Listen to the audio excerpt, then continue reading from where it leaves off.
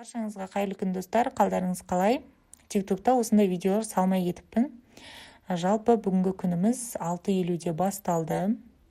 Екі баланың киімін тақтап алдым. Әмір мектепке, Ақжан садикке барады. Қазір Әмір бізбен бірге тұрып жатыр. Сөйтіп екеуін киіндіріп алып, 7:20-да үйден шығып, Ақжанды садикке, Әмірді мектепке апарып тастап, үйге қарай қайттым. Сағат уже 8 болып қалған, бірақ дала тас қараңғы.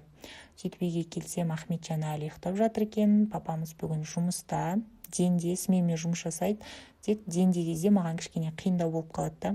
Өзім апарам, өзім алып келем. Сөйтіп таңғы завтрагымды тыныштықта өзім отырып ішіп алдым.